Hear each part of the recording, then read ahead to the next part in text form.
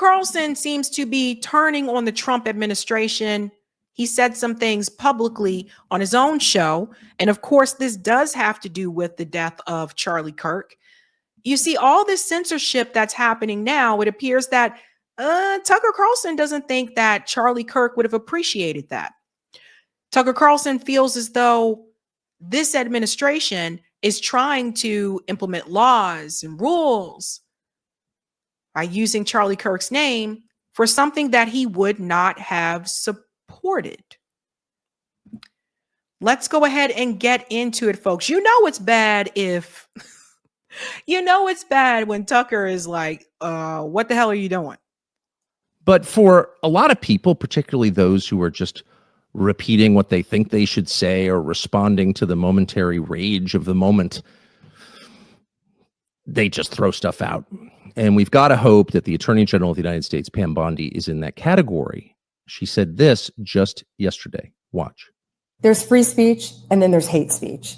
And there is no place, especially now, especially after what happened to Charlie, in our society. There's free speech and then there's hate speech. This is the Attorney General of the United States, the Chief Law Enforcement Officer of the United States, telling you that there is this other category called hate speech. And of course, the implication is that's a crime. There's almost no sentence that Charlie Kirk, and I'm not running the risk of appropriating his memory for my own ends by saying this, it's provable. There's no sentence that Charlie Kirk would have objected to more than that. And you've got to think the Attorney General didn't think it through and was not attempting to desecrate the memory of the person she was purporting to celebrate, that she just threw that out there, that she hadn't thought about it. You hope that. You hope that Charlie Kirk's death won't be used by a group we now call bad actors. This part to me was kind of funny. I mean, he's speaking the truth here, but it reminds me of, I had a teacher that used to do this, and she would look at us and say, I would hope that you did your homework already, and you're surely not trying to do it in homeroom. And it's that, that type of saying and that tone that basically is it's kind of the nice way of saying, you probably doing this, but you shouldn't have, right? Yeah. Look, we've seen quite a bit happen over the past couple of days where it does seem like certain people, and Donald Trump too, within the Trump administration, they are trying to use Charlie Kirk's death as a way to censor people more.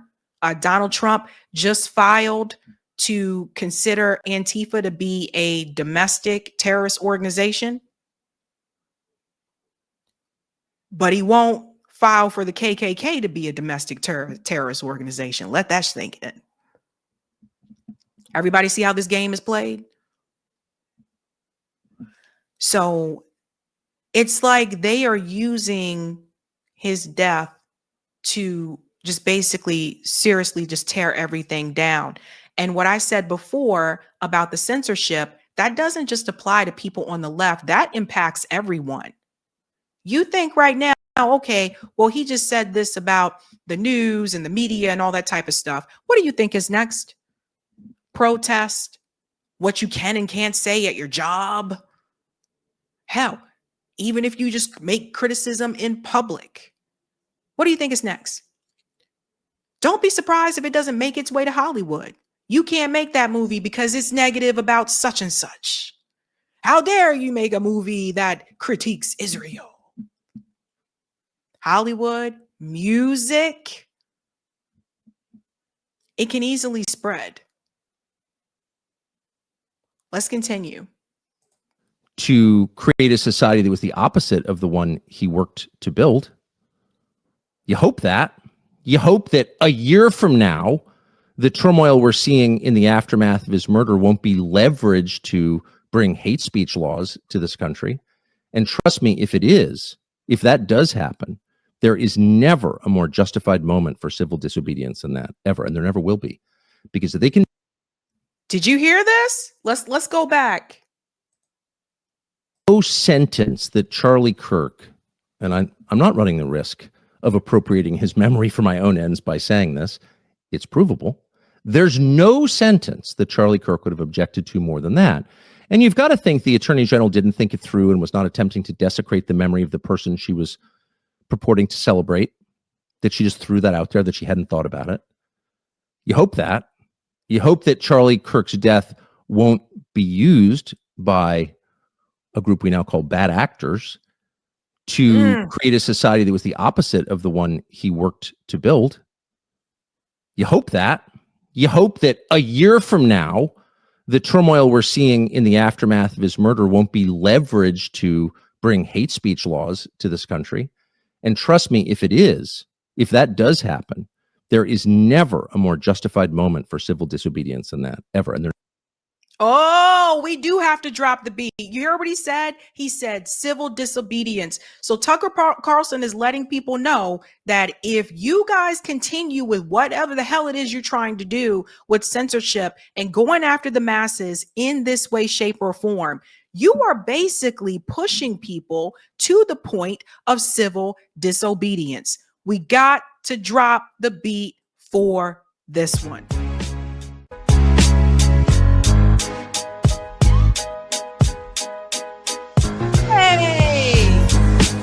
Dance with me. Dance with me.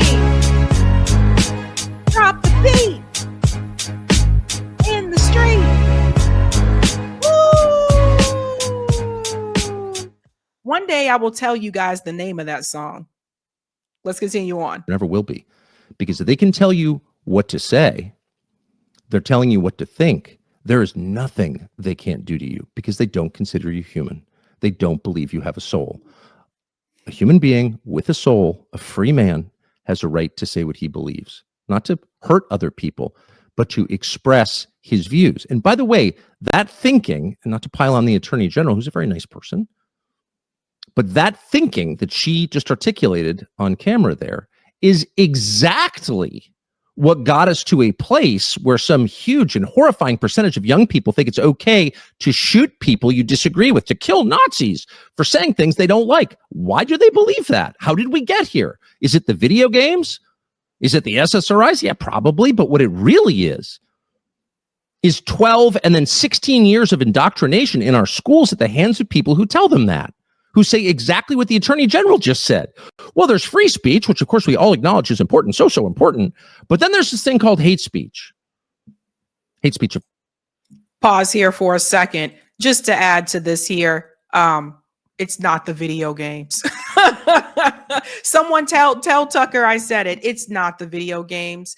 Those same video games are played in other countries throughout the world, and they don't have the levels of crime that we have in this country. It's not the video games. I know people want to point fingers at different things, but it's not. But what he's basically trying to say is that Pam Bondi, it seems like she's behaving the same way that conservatives criticize the left for behaving. And by the way, Tucker, is not a bunch of young people out here saying, let's go shoot all these people. That is not the case. A lot of times what you are seeing and hearing are the loudest voices. I can say the same thing for people on the right. A lot of times what we see and hear the most are the loudest voices. That doesn't mean that that's the majority. And people need to take that into consideration. Of course, as any speech that the people in power hate, but they don't define it that way. They define it as speech that hurts people, speech that is tantamount to violence. And we punish violence, don't we? Of course we do. They've been taught that every year of their lives. And so naturally, most of them believe it. So when Charlie Kirk is shot in the throat with a 30-06 on camera, I doubt very many young Americans want to see something like that or actually applaud the death of a man, a father, a husband. But they don't. They've been told for their entire lives in schools exactly what Pam Bondi just told them. Well, there's free speech, but then there's also hate speech, and woe to those who engage in it because it's a crime. That's a lie. And it's a lie that denies the humanity of the people you're telling it about. And so any attempt to impose hate speech laws in this country, and trust me, there are a lot of people who would like them. There are a lot of people who'd like to codify their own beliefs by punishing those under the U.S. code who disagree with their beliefs. Any attempt to do that is a denial of the humanity of American citizens and cannot be allowed under any circumstances. That's got to be the red line. Because again, when they can do that, what can't they do? And this is that part right there. This is what I was trying to tell people for the longest time. Listen, you don't have to agree with everything that someone says, right? I don't know what's going on with the shirt. Like part of it's like stuck and the other part's like not stuck. Sorry. You don't have to agree with everything that someone says. But the problem that people often run into is they'll say that they're pro free speech, but the moment someone says something that they disagree with, they're like, jail that person, arrest them, fire them, finish him. They want that person like gone, man. Like they want them out of here. They're like, get rid of them, get them out of the space, da da da da. Then you're not really pro free speech. And some people say that, and they're really just pro free speech for the things that they agree with and what they support. And what he is saying is that Charlie Kirk, according to him, I mean, he knew him, would not approve of this.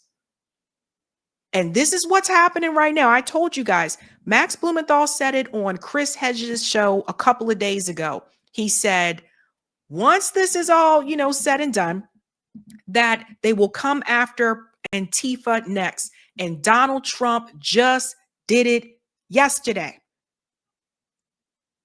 And that puts all the other groups on blast. Everyone, listen up for just a second. I don't care if you like these organizations or not.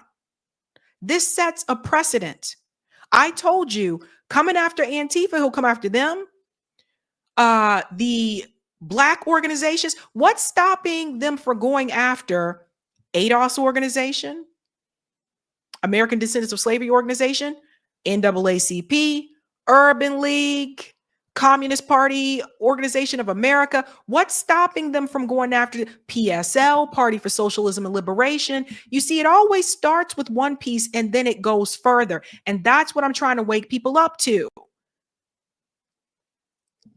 Let's go on a little bit more here, and then I have more I want to show you. Something, by the way, that Charlie thought about a lot and that I had occasion to talk to him about a lot. And I really don't want to make any of this about me because it has nothing to do with me. But I did have reason to have these conversations with Charlie a lot, many, many times over the past 3 or 4 months. And this began at an event that he held in Florida in July, the TPUSA MFest event, Turning Point event. I often go. I always have the best time. I always see Charlie ahead of time. We have a cup of coffee in a hotel room, talk about what's going on. In addition to being, of course, a conservative advocate, he was also a conservative organizer, a coalition builder, and he was very involved in politics in a way that I'm not. So it was interesting as hell. But it was also a way to learn what young people are thinking about, talking about, because he was on college campuses all the time. And what is the state of a couple of big debates that are happening within the Republican coalition, particularly around foreign policy. And Charlie's views on foreign policy, which I think are fairly well known now, a lot of people lying about them, were evolving, but had really evolved. And who knows why he reached the conclusions it did. I think his Christian faith informed them mostly. It was also the experience of talking to young people, and his views were very much like theirs. He believed that the war on terror had been a net loss for the United States, and it caused incalculable damage, not just economic and physical damage, but spiritual damage to the United States. It was bad. We got nothing out of it. We were only hurt. And he didn't want to see that again. And he felt very strongly about that. And of course, I agreed. And so before that speech that I gave in July, we had a conversation about this backstage right before I went on. And I was fulminating and getting all red in the face like I often do, to my shame. And I was mad thinking about this and thinking about the effort by the neocons in the United States to draw us in to another forever war with Iran. Not a defense of Iran, of course. It's merely an acknowledgement that we've done this before.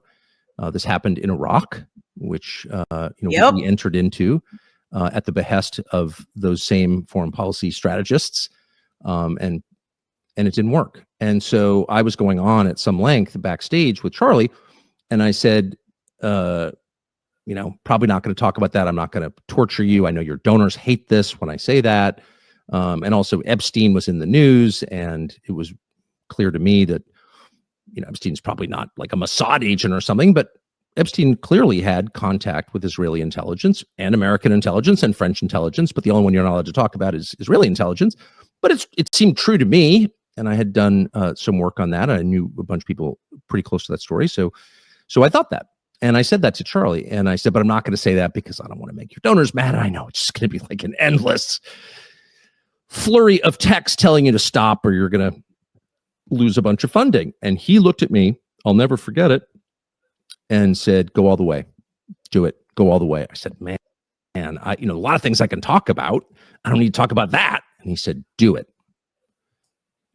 And that was the speech that we covered where Tucker Carlson was complaining about people not being able to afford a living, where he dove into Epstein and Mossad. That was over the summer when we covered that. And I was like, whoa, what is going on here? Like, are we living in the Twilight Zone, right? So Tucker obviously has seen more things happen behind the scenes. And speaking of that, because they really trying to silence people about this. I think they think the American people are really stupid. Some of us are. But the reality is everything is coming out in the open, right? Marjorie Taylor Greene just dropped the text message that she had received from Charlie Kirk. She said, Charlie Kirk invited me to speak at AmFest a few weeks ago before he was martyred.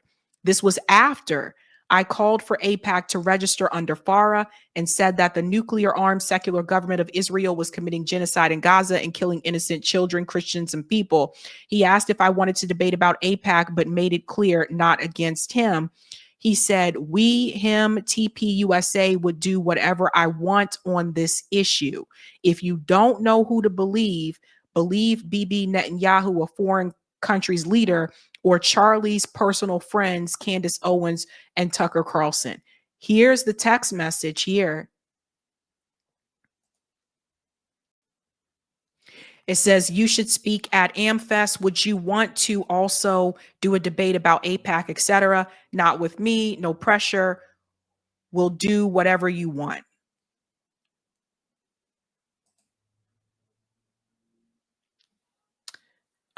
Candace did say that text messages will be, things will be coming out. But all the more reason, a lot of this has to do with Benjamin Netanyahu. I really do believe this guy right here is the real president of the United States, in my opinion. This is what I believe. He's the one that's making a lot of decisions and pulling the strings. And I think that some of the censorship that you're seeing that's coming down the lines as well, I think it is all him.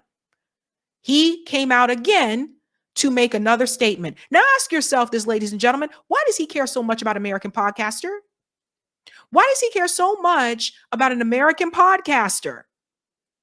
You don't see any other leader from any other country that's an ally with the U.S. doing this. So this is what Netanyahu had to say today. Joseph Goebbels, the Nazi propaganda minister, said that the bigger the lie, the faster it will spread. Well, somebody has fabricated a monstrous big lie that Israel had something to do with Charlie Kirk's horrific murder. This is insane. It is false. It is outrageous. Charlie Kirk was a giant, a once-in-a-century talent who defended freedom, defended America, defended our common Judeo-Christian civilization. Charlie loved Israel. He loved the Jewish people. He told me so in a letter that he sent me just a few months ago. One of my greatest Nope, he's bringing up that letter again that you will never see. joys as a Christian, he said, is advocating for Israel and forming alliances with Jews to protect Judeo-Christian civilization. He encouraged me to make the case directly to the American people about how vital Israel is to U.S. national security. He told me, the Holy Land is so important to my life, it pains me to see support for Israel slip away. Now, if Charlie disagreed with a policy of mine or a decision here and there, not only did I not mind, I welcomed it. This is the essence of Charlie. This is the essence of a free country. It's exactly what Charlie stood for. Again, why is this dude so invested in an American podcaster? Why is Netanyahu going on these podcast tours, going all this stuff, going out of his way? And I knew that his suggestions always came from the heart, from his love for Israel and from his love for the Jewish people. A few weeks before his death, I spoke to Charlie. I invited Yeah. him to visit Israel again. And sadly, that won't happen. Now some are peddling these disgusting rumors, perhaps out of obsession, perhaps with Qatari funding. What I do know is this: Charlie Kirk was a great man, and a great man deserves honor, not lies. Rest in peace, Charlie Kirk. May your memory be a blessing. Honey, you guys don't find this to be very strange? This guy is going too much out of his way. Too much out of his way. And very interesting. He continues again to say that he invited him, but he doesn't tell you that, according to Candace, he turned it down. And Candace said something else here too that I want to show you guys. Listen to this. Okay, I can tell you that. You're either going to take being kicked in the chest, okay, and told get out, and then suddenly they're all communicating behind your back. And just where he talks about that article, something goes out and suddenly it's like, you know, what's going on? They're like trying to make you think you're going crazy because you're saying some sensible stuff. Charlie was at that moment. He says that he is receiving messages calling him an anti-Semite. So how can you lie right now and dispute it? And better question, why are you lying? I don't like little lies. I'm being contacted by a lot of people that are telling me that just within 48 hours before Charlie passed away, his top Jewish donors were pulling funding from him, demanding that Charlie take their name off of the building that they had donated to Turning Point. So we have buildings that have been donated, ladies and gentlemen. You see how all of this is coming out? Pulling their money back and saying, no, take our name off the building. We're pulling our funding from you. See all this stuff that's coming out in the open? I told you, always follow the money. Now, Benjamin Netanyahu isn't going to tell you that. And I have my criticisms. Listen, I have my criticisms of Candace Owens as well. I still, if I ever did have a conversation with Candace Owens, I would still ask her, like, why you say that shit about black people, man? Why you say this stuff about us, man? Like, let's just keep it real. Did Daily Wire tell you to do that? They encourage you to do that? Why you say that stuff? I would ask. But if I had to believe Candace Owens or Benjamin Netanyahu, who do you think I would choose to believe? The guy who continues to tell you that they're not killing any civilians? The guy who tells you that they're all Hamas? Or Candace? Think about that. I guess I can figure out who that is, how many people could have donated a building. And then once Charlie was killed, they said, never mind, put it back on the building. Okay. Charlie himself had alluded to a tremendous loss of money coming in, and we'll speak about that more. More people are going to come out with information. This is all inevitable, okay? And I'll also point you in this direction. You guys remember Bibi recently was on a PR blitz, despite the fact that he was fighting this 96,000 front war because Israel didn't do nothing, okay? He was doing a ton of podcasts in America. He went on to Patrick Bet-David's podcast. He went on to Brennan Tatum's podcast. He went on to the Nelk Boys podcast. Anybody find it weird he didn't do Charlie Kirk's show? Oh, if Benjamin Netanyahu was so close to him as he said that he was, that is a good question. Why wasn't he on that show?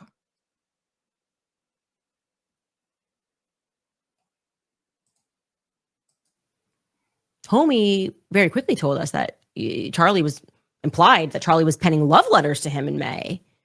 I just love you so much. It's amazing. They were so close. The boys just hits him up like, hey, I know we're fighting this 97,000 front war because we're always the victims, but do you want to just come and maybe stay at my place for the weekend here in Israel? Like, that's the vibe that Bibi was rushing to present to the media. So why didn't you do Charlie Kirk's show? I'll leave that as a question for you guys. Common sense, okay? I think that's a good question to ask. Like, I really think they expect us to just fall for this narrative. By the way, I saw these so-called text messages that they said were written by Tyler Robinson, the suspect. And I said to myself, those do not look like text messages that came from a 22-year-old, but whatever's, right? trying to find, I guess, as much as what they can, like, again, no gun residue. Really weird. And then you have, this is all strange the way things are moving. Then you have Nick Fuentes, who is egging the censorship on. The same dude who said that he was against censorship is now supporting it. Yeah, you better believe you're going to lose your social media. You better believe you're losing your job. You better believe you're going in a database. And as long as we are in power, we will make sure that you are penalized for that in society. That's what winning looks like. There's no substitute for victory. What do you think winning looks like? Yeah. According to Nick Fuentes, censorship is winning. People are showing their whole ass. That's literally what we're seeing. Anything to maintain the partisan politics. I want to show you what some of that looked like, where Charlie Kirk apparently was giving different voices a microphone. Shout out to Max Blumenthal for this one. From the TPUSA Israel Focus Group, 1 week before the Hampton struggle session with Bill Ackman, Charlie Kirk's lieutenant, Andrew Colvett, appears nervous as AIPAC comes up. Colvett defended Ackman this week and welcomed 1 million via Ben Shapiro. I'll point out Andrew in this video. Watch this conversation take place. Listen to what's said. How many of you guys think when a lawmaker and a man I respect like Ted Cruz uses the Bible to justify aid to Israel, doesn't even know the verse, do you guys think that's like not the best way to approach this? Raise your hand. Okay. I think Ted Cruz used Genesis 12:3. I think a lot of people see that as off-putting when you look at the New Testament. Why? Because I think a lot of people, they look especially at the writings of Paul, where he talks about how the new flesh is not the same as the people in the old covenant. The new flesh is everybody, is everyone's included. Talking about Romans 9. Yes, 9:6, yeah. Are you Catholic? Converted. So that's Andrew, the guy sitting right here in the middle, who's the way he's, kind of looking at the boy and he looks a little uncomfortable. That's this is Andrew Colvett. Yeah. Are you Catholic? Converting to Catholic from Yeah, Judaism. I could tell. This is my next. Oh, from Judaism? Yes. Oh, wow. So you're you're ethnically Jewish. Ethnically Jewish, yes. And you have concerns about AIPAC. Yes, I do. I'm told that by some people that if I criticize AIPAC, I'm anti-Semitic. I think it's ridiculous. Yeah. I feel like it's great to have a concern for your country. Do you think that that AIPAC represents, again, I'm not saying I believe this, but I think this is what you're saying, that it represents a kind of cutting in line of prioritization away from the American people? Yes. Would you guys say that's a fair summary? 100%. Meaning that, like, okay, we vote, we're citizens, but a separate group gets higher priority because of whatever reasons. I never saw that video until today. Those are some of the conversations that were taking place, apparently as of more recent. You had a kid there who was Jewish, who was converting to Catholicism. We are experiencing a censorship industrial complex right now. And I was against censorship under Biden. I'm against censorship under Donald Trump. I don't give a damn. I think that people need to have free speech in this country, real free speech. I think we need to have a real First Amendment. And I continue to watch these things be stripped away. This right here shows you all the players, ladies and gents. House Speaker Mike Johnson held a private meeting with AIPAC and Jewish leaders on Wednesday on Capitol Hill, wherein he reportedly pledged to screen out isolationists. He pledged to screen out isolationist GOP candidates to prevent the wing of the party from growing larger in the House. You see this here?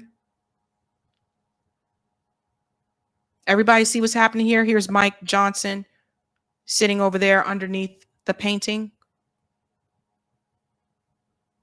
So it kind of reminds me of when the Democratic Party goes after progressive candidates. Let's not let them win. Let's get them out of here, right? And now Mike Johnson apparently is trying to weed out those Republican candidates for the GOP. For people who continue and have told us don't focus on race, don't talk about said issue, they seem to be totally fine with focusing on one particular identity. And if you question them about that identity and their focus and support for it, they will smear you, cut you off if you're close to them. They will come after you with a full vengeance. And I don't know why more people haven't called this out years ago. Those of us in the Black community, we've been noticing this for a while. The same people who tell you don't talk about race, don't talk about said identity, are totally fine with focusing on one particular identity. And nobody called this out for the past, I don't know how many years. More people are getting into saying it now since October 7th. But for a lot of us in the Black community, we have noticed this for a long time.